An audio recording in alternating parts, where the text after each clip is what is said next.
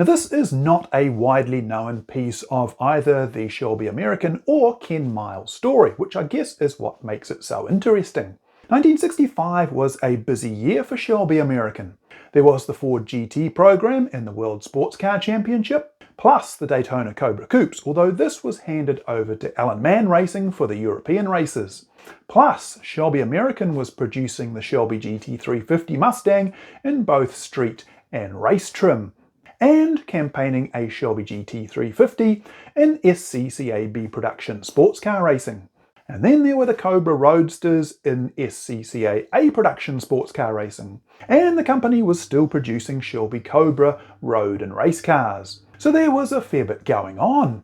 But in addition to all this, Shelby American sent their 427 competition Cobra plus Ken Miles to Australia to contest the Australian Tourist Trophy, which was held at Lakeside Raceway in Queensland.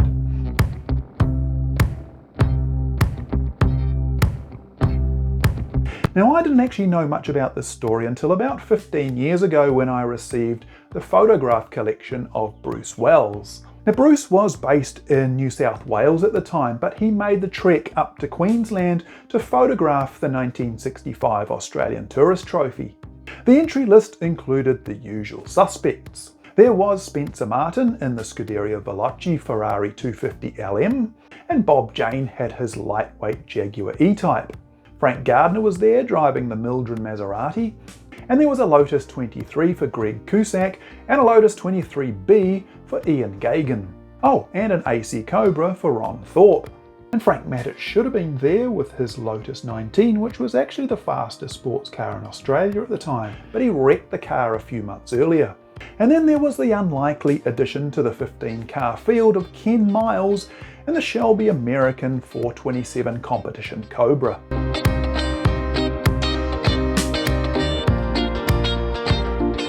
Now, Bruce sent me these photos years before the Ford vs Ferrari movie came out. Everyone knows who Ken Miles is these days, but 15 years ago, he was mostly only remembered by the anoraks. For me, although I was fully aware of his time at Shelby American, it was actually his Flying Shingle MG Special that I most associate him with.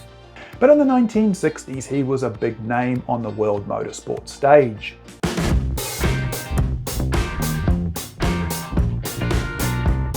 Now, obviously, it wasn't Carroll Shelby's idea to go racing in Australia. The event organisers made this happen, and they picked up the tab. And I believe Shell Oil may have tipped some money in to make it all happen.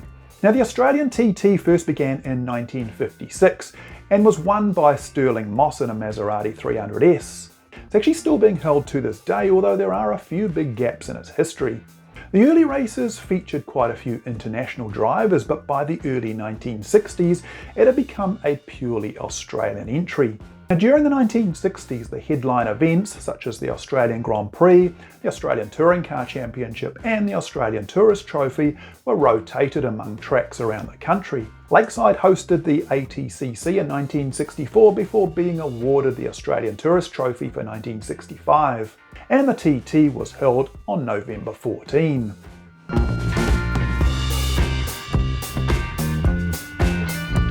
Anyway, Lakeside was owned by a guy called Sid Zaksuski, and he wanted a big name entry for the TT to help bring in the crowds.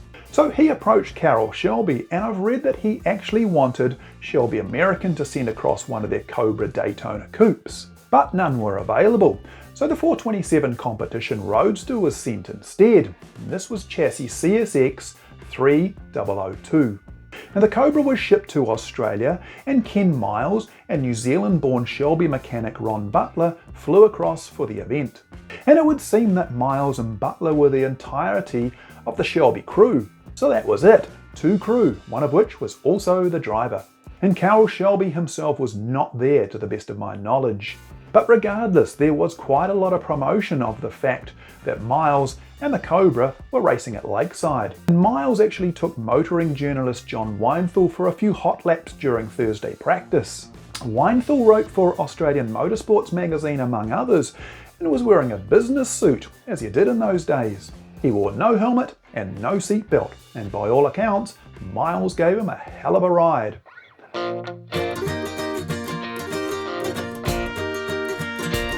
Anyway, grid positions for the TT were decided by a couple of preliminary races. Gardner actually set the fastest time, but he broke his motor, so was a non-starter in the TT. And Ron Thorpe's Cobra was also a non-starter. Miles started the TT from third position behind the Lotuses of Gagan and Cusack. He chased hard, but the Cobra suffered rear suspension failure on lap 34 of the 85-lap race. So that was a bummer, but Miles had made sure the punters got their money's worth. The truth is, the Cobra wasn't quite the match with the nimble little Lotuses, as you'd expect. But Miles flung that big powerful car around every lap and had the tail all hanging out. And everyone who was there that day was totally mesmerised. The thing that stood out most was the noise of the 427 big block with open pipes. But then there was the way that Miles drove it. He had the car constantly crossed up and was regularly lifting the inside front wheel off the ground. And fortunately for us, Bruce Wells captured some beautiful action shots. And he also snapped some neat photos of the interior and the engine bay, and of Miles strapped into the car on the grid. In the end, Gagan won the race from Cusack. Spencer Martin was third and Bob Jane was fourth. But the people who were there that day really only remember Ken Miles and the Cobra. So there you have it, a largely forgotten piece of Shelby American and Ken Miles history. Except for the people who were there at Lakeside Raceway that day in November 1965. And thankfully Bruce Wells had the foresight to travel to Queensland to capture the drama of that day, so we can still enjoy it today, almost exactly 60 years later.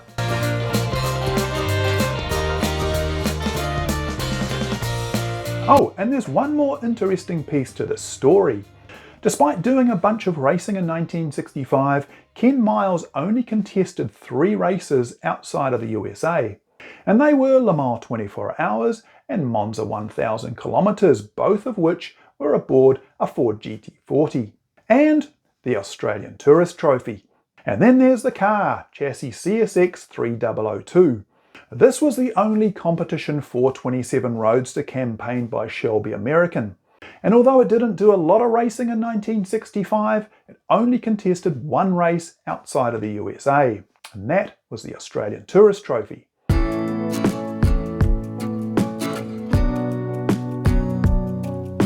Anyway, I will leave you with a few words from John Weinthal as written in Australian Motorsports magazine.